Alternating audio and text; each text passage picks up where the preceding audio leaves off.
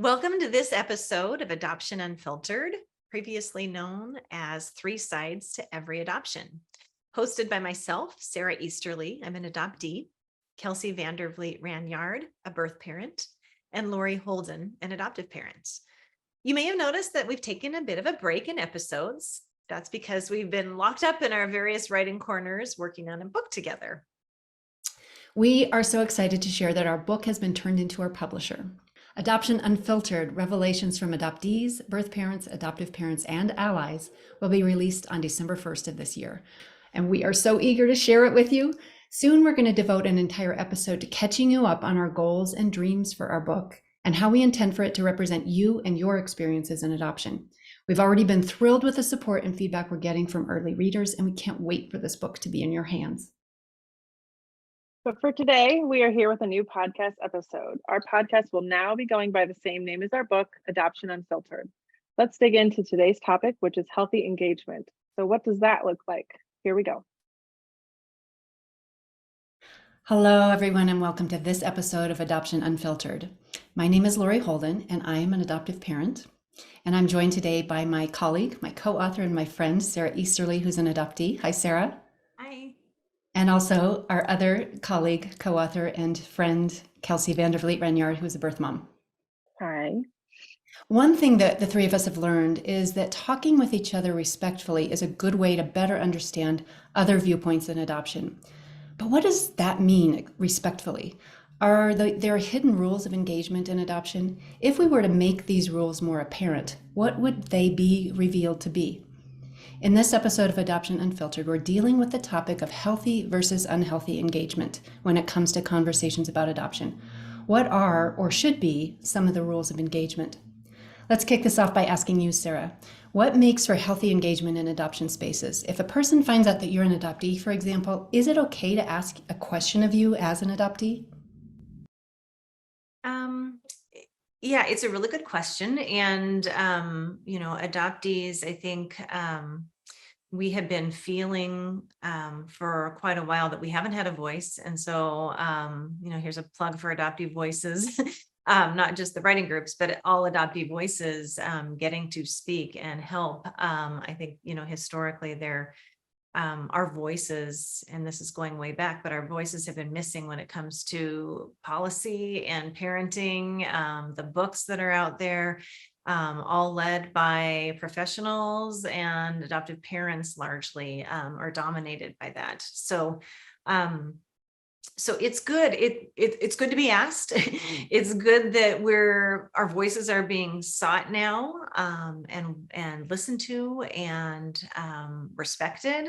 I feel like there's definitely been headway there. But I appreciate you asking, because that question alone speaks to the respect, because there's a line of asking and then not taking advantage. Are we getting into like consulting zone or is it like a simple question? I think those are individual case by case situations to kind of judge, but there should always be kind of a respect behind it. So I think you're starting in a really good place, Lori, and I appreciate that. I will say that adoptees are kind of a tender spot is feeling used.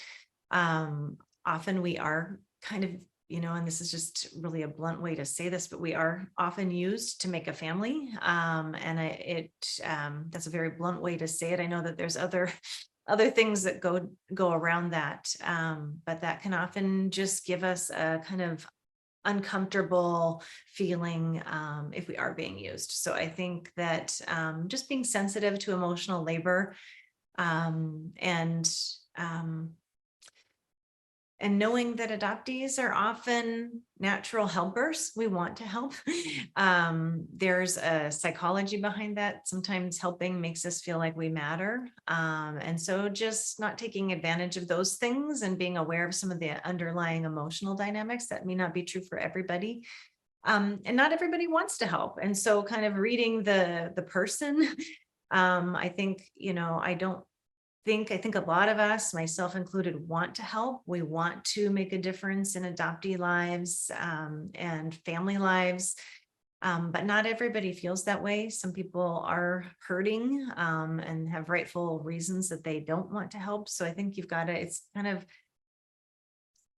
getting to know each person and getting a feel for them. And I think that leads to kind of the biggest thing I would say on this topic is real authentic relationships, not lead to the ability to be able to read the person and know what's right to ask and know where the boundaries are, and being respectful in how you ask, not just I've got a question, you're an adoptee and here's my situation, but I really want to get to know you and you're a human and you matter. And as we develop a relationship, then questions and conversations are going to naturally arise. So kind of a social niceties, basics as well. Yeah, that brings up two things for me, and they're kind of tied together. One is you mentioned finding that space between giving somebody a voice and taking something from them, finding that nuanced place. And then also, if you have a relationship with somebody, you're going to be attuned to them. You're going to already you're going to already put something in with that relationship before, so that you have something to draw out when you do want to ask a question. So that's kind of what I'm hearing, is that this is more relationship based when you call on that. Kelsey, how about you? Has it ever happened to you where somebody finds out you're a birth parent and they start asking you about that or make some comments or anything? Yeah, I mean, it's a pretty unique experience in the grand scheme of like society to have relinquished a child for adoption voluntarily. So people always have questions and people always have comments and opinions as well. And so it's kind of, I know a lot of birth moms, it's a gamble on something that we hear all the time. People nonchalantly just ask you, how many kids do you have? And so this is a question that it actually is really hard for birth moms to answer, and we have to rely on like our gut and our initial sense of the person asking the question to know if we can trust them with that or not. And a lot of it is also relationship based. And so that question and the possible rabbit hole that you can be led down by being truthful about your answer, it's very stressful. And also when the other person has a possible experience with adoption, whether directly as an adoptee or an adoptive parent, or everybody knows somebody who's adopted too. And so a lot of people have preconceived opinions and ideas walking into that conversation. And so that's a gamble as well. And I tend to feel like there's a lot more room for, I guess, kind of disrespectful conversations when people bring their preconceived ideas about adoption, but don't bring their mutual respect and empathy and understanding. I think those have to be a two-part deal when coming to a conversation with us. And so I've heard, on some ends, I've been in conversations where people immediately assume, oh, you're a birth mom, you placed a child for adoption, you're pro-life, and you're this and you're that, and how amazing are you? And that's not a productive conversation, and it's very awkward to be kind of just made a pawn in a political controversy. And so those kind of making assumptions about our circumstance, about what happened on both sides, to assume that we were all forced to place a child for adoption as well. It's an awkward situation to have assumptions placed on you, and then you kind of feel like you have to dig your way out or just stop the conversation altogether. And I think that really stunts relationships when we feel that way. So, Kelsey, hearing you talk about those preconceived notions around adoption and some of the prevalent messaging. We get that a lot too, and that's something that's a conversation shutter downer, if that's such a word or a phrase. But I will say there's a lot of times someone might be asking a question, but then it turns around to just offering advice, and adoptees are often seen as children and someone to just, oh, well, you're still figuring it out, or I know your parents loved you so much. And, which may be irrelevant. It may be like it started with a question that they were having, and then you end up getting told some of the things that are really hurtful, and you should be grateful, and some of those messages too. So we get that as well. Those kind of conversations, especially like when you've just met the person or something, or you don't have a deep relationship with them at that point.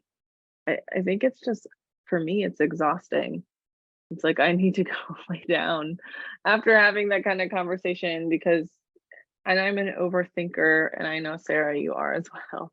And so I think that those kind of things can leave you pondering for days, and it's like, did I say the right thing? Should I have just shut up? What should I have done? And overall, those kind of things, we just don't need to go there a lot of times. I think it's just good to make sure you're not digging too deep in what could possibly be a very touchy subject. There's a lot of touchy subjects outside of adoption that we have kind of a social awareness to not go there with. Like, I'm struggling to think of one, but I know that we have them. And I sometimes wish we would treat adoption the same. Not that we should never go there, but just that we should be more sensitive, and we're not, I say this actually a lot about birth moms, and how we talk about the birth moms within our constellations, and that we're not we're not kept inside glass boxes at the museum for people to tap on and read about. Like, we're real people. And so I wish that people, when they would approach me, they wouldn't tap on the glass box around me and read about me, or read what they think are the words of my book. I wish that they would just get to know me as a person outside of that first. So I'm kind of smiling, Kelsey, because I'm thinking we should, instead of just religion and politics as being the too hot to talk about topics, we could add adoption into that too. But I'm also curious for both of you, when you're envisioning these conversational approaches, are you primarily meaning adoptive parents coming to you, or just general people coming to you and asking you things, or like who's doing this? And I suppose I should also wonder, are they doing it to me too? And I should think about that. It is adoptive parents for me. I have never had any birth parents. I've got to go back. I shouldn't say never. It's a dangerous word, but I can't think of any birth parents who've come to me asking questions. And for adoptees, it's totally different. Like, it's, we're on a different mind level, and just, that it wouldn't even land as someone coming to me for advice. It's just conversing with a comrade. But yeah, it is adoptive parents, primarily in my case, coming to adoptees. for me, I think it's been both adoptees and adoptive parents, but it could be anybody. It could be people that my cousin's sister's husband was adopted and I know everything, or I read 13 articles in the Parents magazine, and so I know everything about it, and now I'm gonna, you know what I mean? And so there's just a lot of assumptions, and so from everybody. One thing Americans love to have is opinions, and so I think that it could be anybody. It could be anybody. There's no and it could be your own family. A lot of times it's been that for me too. So you never know. Yeah, sometimes it comes to me from totally outside of adoption world, just, oh, you adopted your kids. How do you do that? What's that like? You're so great. What a hero you are. Some of the stereotypes. And like you said earlier, Kelsey, sometimes I decide in that moment, am I going to correct, how much am I going to get into it with somebody who I may run up against again or not? But I'm wondering now, if this is from the adoptive parent standpoint, or maybe from everybody, would consent and opt-in be a good place to start, and a good, like, making this rule more apparent before you strike up a conversation with somebody and ask them their experience? Maybe get their opt-in. Say, would you mind if I talk to you about this? Or would you mind if I asked you 2 questions about this, or something like that? Would that help? Is that a good step? I mean, I think yes, but also be prepared to hear a no. People ask me that a lot in my inbox, like, can I ask you a question about my own adoption? And I have said no before, because sometimes I'm not a social worker, I'm not a therapist, and like, I'm not qualified. And I also feel like you shouldn't be asking people on social media for every answer that you may need. You very well could need professional help, and there's no shame in that, and that's totally fine. And I think we put a lot of trust in people on the internet. Maybe we should back off on the trust that we put in to people we don't really have a relationship with online. But I think, yeah, I think consent is a good start. I would agree too. And I think, again, this just kind of speaks to context and relationship. I think, I think that question might land a little awkwardly if it were a total stranger. But if it were someone I was engaged with, then I think that's totally different. So I think that does give me the power to say yes or no. I think boundaries can be really hard for adoptees. So I think for me, the onus is on the person asking to just be sensitive, and not all adoptees are the same. So one adoptee's opinion might be different from another's. And so I think that, what are the questions being asked? And I think that professionals are very important as well. So not to treat, an adoptee. And at the same time, we have lived experience that really could be very useful. And hopefully it could be, hopefully for those of us who are willing, then hopefully that's an opportunity to lend some insight or a shift that a professional who doesn't have the lived experience may not realize. So I think there's an important thing there, important component there too. Yeah, so it circles back around again to, is there some sort of relationship there, or is this out of the blue? Because you can do so much more in relationship than you can with a disconnection. So what about people who have kind of hung out a shingle? I talk about adoption, and that would include all of us and a lot of other people on social media, on Instagram and TikTok and Facebook and blogs and podcasts and everything. What are some of the rules of engagement for approaching them with our questions? Sara, do you have any ideas about that? Just before I answer your question, Lori, I just want to say how important that is to have. And, we've noticed that from the last 2.5 years working together, just how important these cross siloed perspectives are. I have a lot of adoptee only spaces, and then I have several spaces like this one, with members of other constellation members, and it's really healthy. It's really healthy to get that balance. I think we can, I love, I cherish my adoptee only groups so much, and I have equal love and good feelings for these cross spaces where I can kind of ponder things and maybe I hadn't thought of this. So anyway, I just want to say just thought came to me hearing you talk about relationships, just how important it is to just get out of your group. So yet another both and. We can't let an episode go by without saying both of these. Both of these. And it's for those of us who feel safe. So like you said, we're putting up the shingles. It's not on everybody's shoulders to enter into these spaces and put the sign up and say that we're open for business. I think, probably the best way is for those who really have the shingle up to pay for their services. So I'm thinking of lots of different entities and organizations and people who offer consulting. And that's probably like, that's the very best, safest way to engage. They're for sure open for business, and you can pay for their services. So I think that's one thing.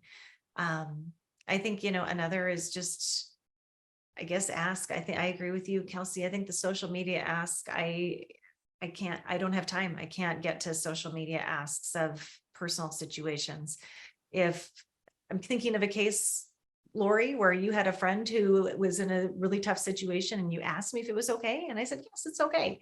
And I decided in terms of my boundaries, I have time for one email exchange. It's not going to be more than that, any more than that. And we're in like consulting realm. So I think that's something to think of too. What's the time?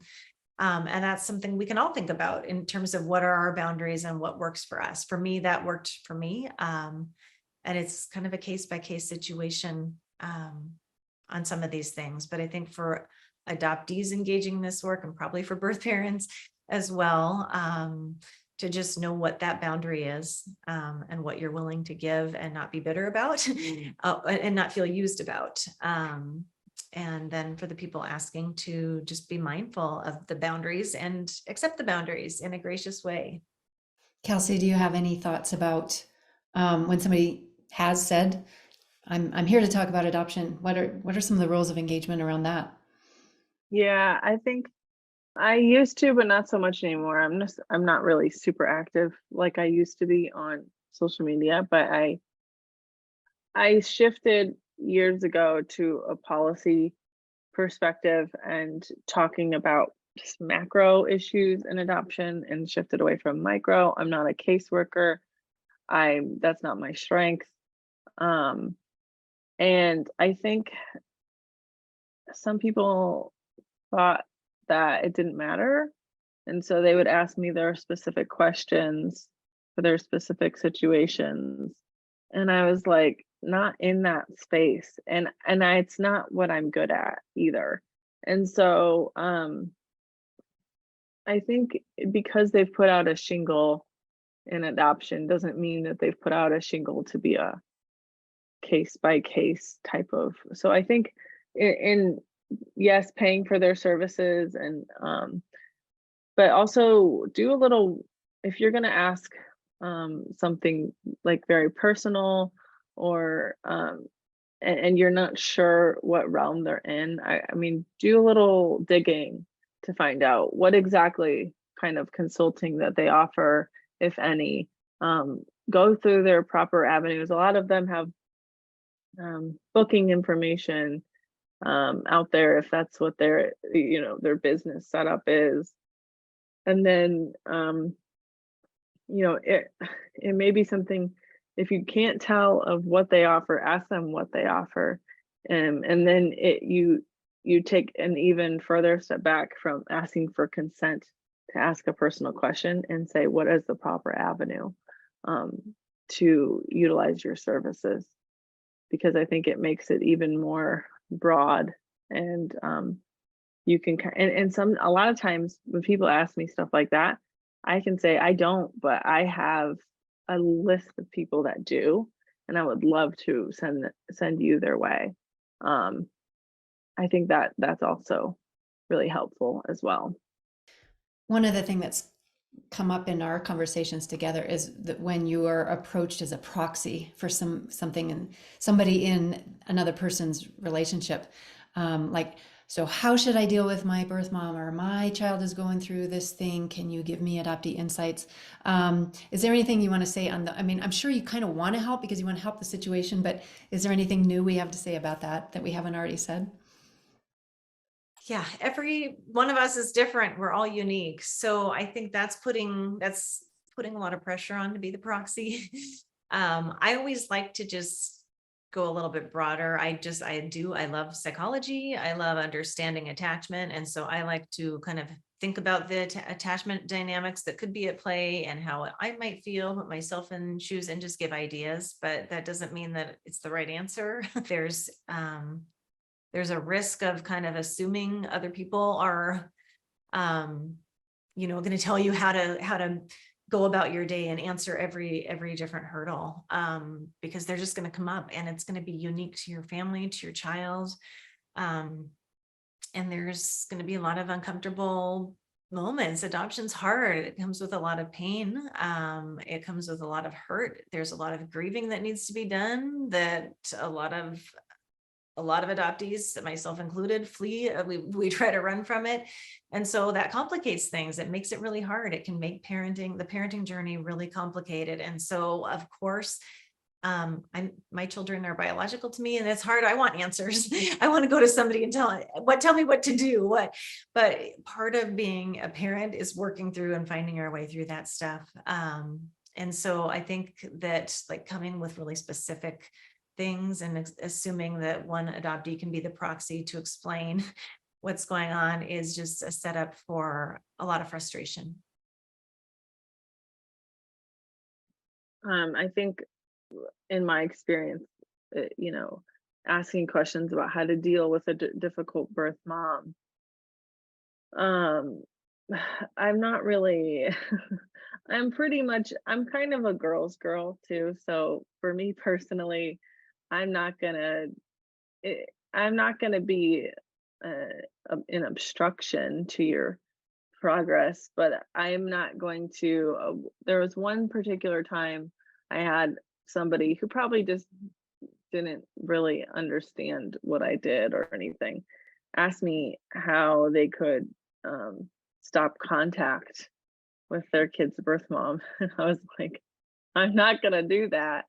That's super rare, and that obviously only happened one time. And like I said, I think it was a huge misunderstanding of who I am and what I do and my role. And so, but there's a lot of things where I have a lot of loyalty for the women that we fight for and that we advocate for and shine a light on, and I'm not gonna cross that boundary.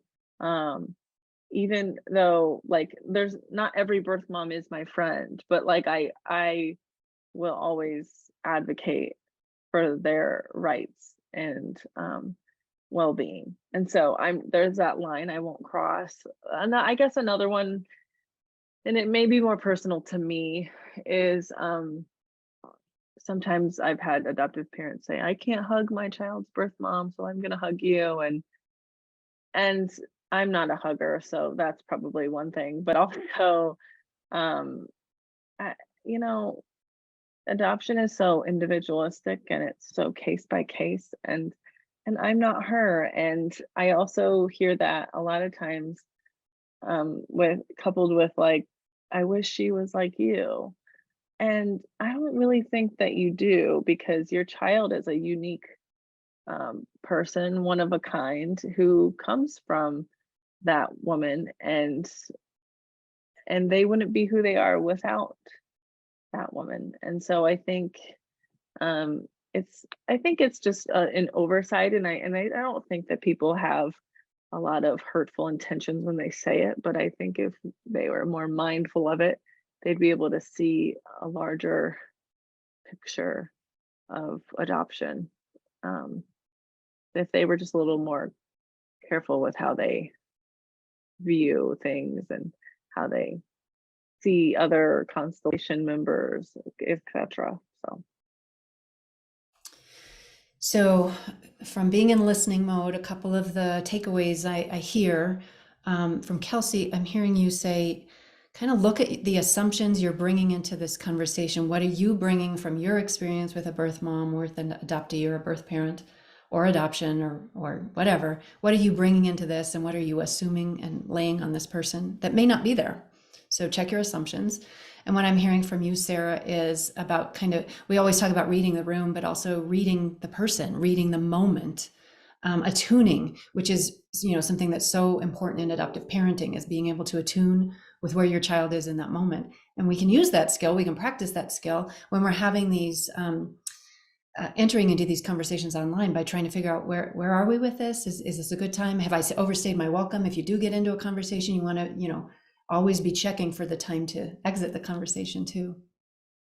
So why don't we start to wrap this up? Maybe we can try to list some of the rules of engagement that we've kind of pulled out today. I'll start with try to do this out of relationship. Try to have these conversations by first having some sort of a relationship, whether it's been established for a little while or you're just kind of talking with somebody in a Facebook group and saying, hey, I heard you say that and I really like that. Can I ask you one more question or something like that?